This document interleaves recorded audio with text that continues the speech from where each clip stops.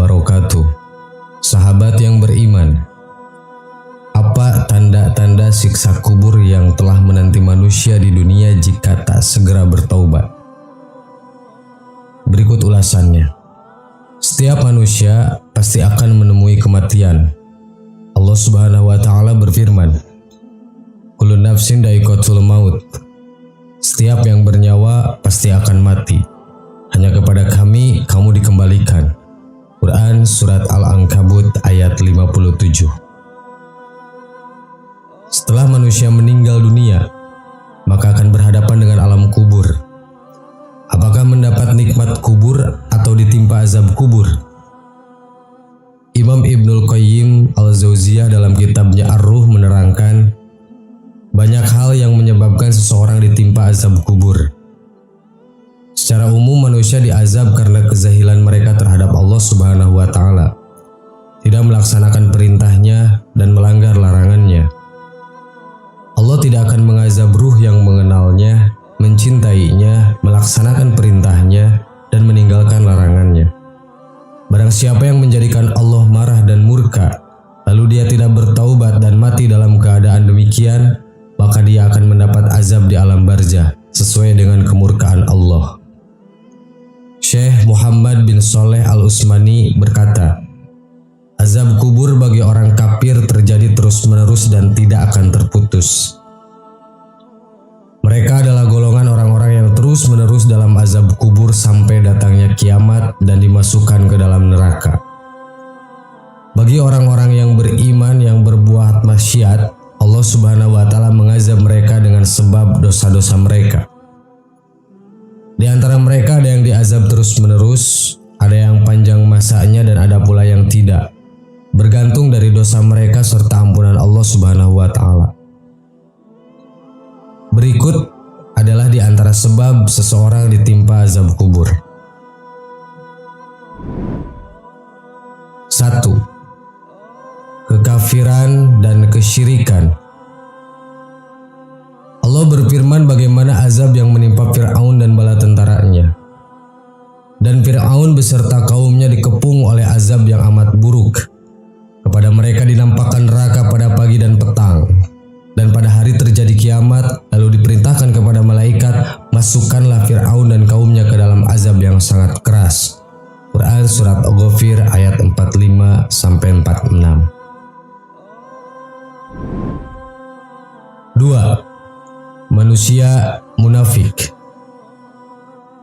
Orang yang rajin ibadahnya ketika di hadapan orang lain, namun bermaksiat ketika tidak ada yang melihatnya, mereka merasa tidak diawasi oleh Allah.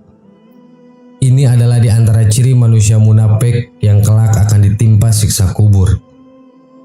Sebagaimana Allah berfirman mengenai munafiknya orang Badui pada zaman Rasulullah SAW.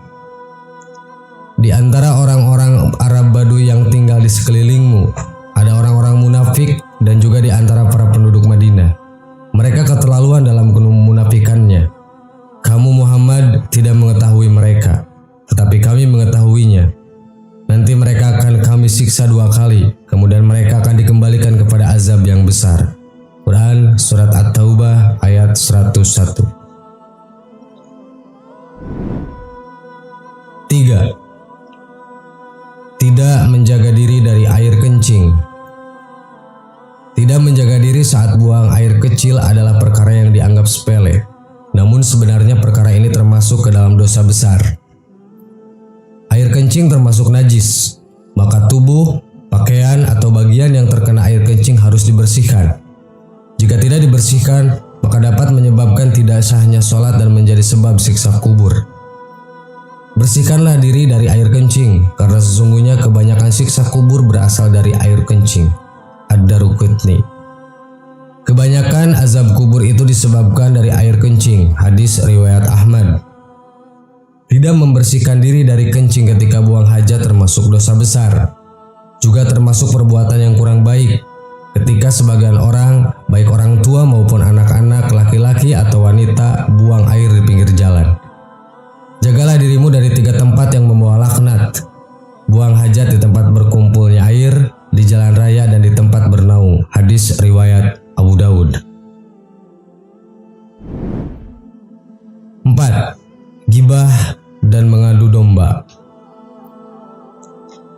Dosa yang sering dilakukan dan menjadi sebab azab kubur adalah ghibah dan mengadu domba.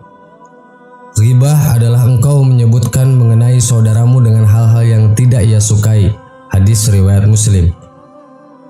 Adapun bentuk siksaan yang menimpa para pelaku ghibah sungguh sangat mengerikan, maka hendaknya ini menjadi renungan bagi yang masih gemar melakukannya. Tatkala Robku memi'rajkanku, aku melewati beberapa kaum yang memiliki kuku dari tembaba, lalu mereka mencabik-cabik wajah dan dada mereka. Aku bertanya kepada Jibril, "Siapakah mereka wahai Jibril?" Jibril menjawab, "Mereka adalah orang-orang yang memakan bangkai saudaranya atau ghibah dan menjatuhkan kehormatan manusia." Hadis riwayat Ahmad. 5. Meratapi jenazah.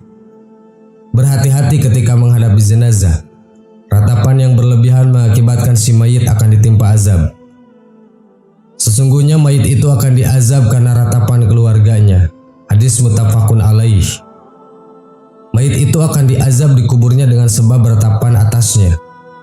Apabila semasa hidup, seseorang telah melarang keluarganya untuk tidak meratapi kematiannya kelak, namun mereka tetap melakukannya, maka dia tidak akan ditimpa azab sedikit pun.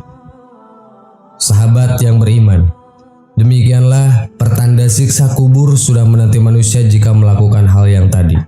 Semoga kita terhindar dari perbuatan yang bisa menjerumuskan ke azab kubur. Amin. Wallahu a'lam. Wassalamualaikum warahmatullahi wabarakatuh.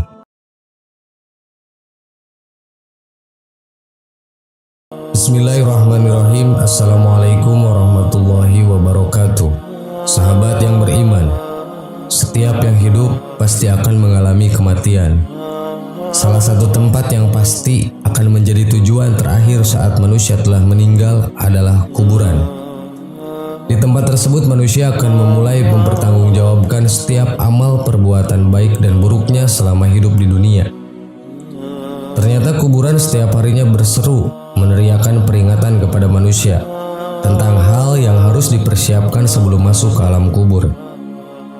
Berikut 5 peringatan bagi manusia yang masih hidup dari alam kubur. Dijelaskan dalam kitab Daqaiqul Akbar. Di antaranya, 1. Carilah teman yang akan menemanimu di alam kubur. Alam kubur adalah tempat yang sunyi dan sepi. Tak ada seorang pun dari sanak saudara yang masih hidup yang mau menemani. Bagi orang-orang yang gemar membaca Al-Quran sewaktu hidupnya di dunia, Al-Quran akan menemaninya di alam kubur sampai ia dimasukkan ke dalam surga. 2. Carilah penerang yang akan menerangimu di alam kubur. Ada banyak hal yang dapat dilakukan untuk mendapatkan penerangan di alam kubur. Salah satunya adalah dengan mengerjakan sholat. Hal ini sebagaimana dijelaskan dalam sebuah hadis. Sholat adalah cahaya, sedekah merupakan bukti nyata, sabar itu sinar, dan Al-Quran adalah pembelamu atau penuntunmu. Hadis riwayat Muslim. 3. Carilah alas tidur untuk alasmu di alam kubur.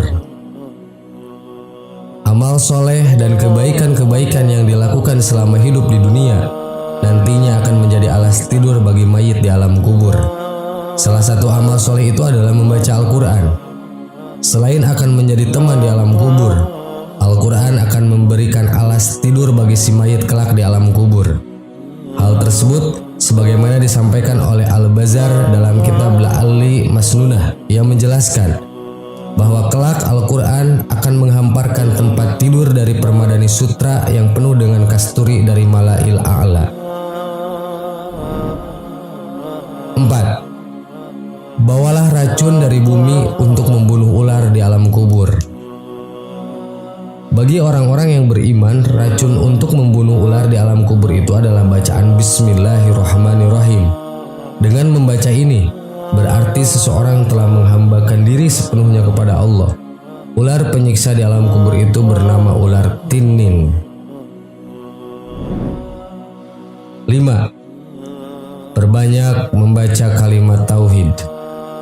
Dengan memperbanyak membaca kalimat tauhid, La ilaha illallah Muhammadur Rasulullah, meresapi dan memahami maknanya, maka hal tersebut dapat mempermudah mayit dalam menjawab pertanyaan malaikat di alam kubur.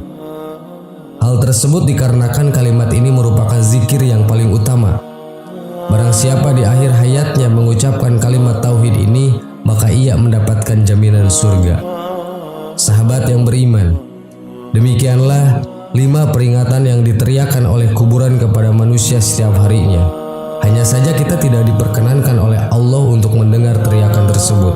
Karena bisa jadi, jika kita diperdengarkan teriakan tersebut, akan menjadikan kita merasa sangat ketakutan. Wallahu a'lam. Wassalamualaikum warahmatullahi wabarakatuh.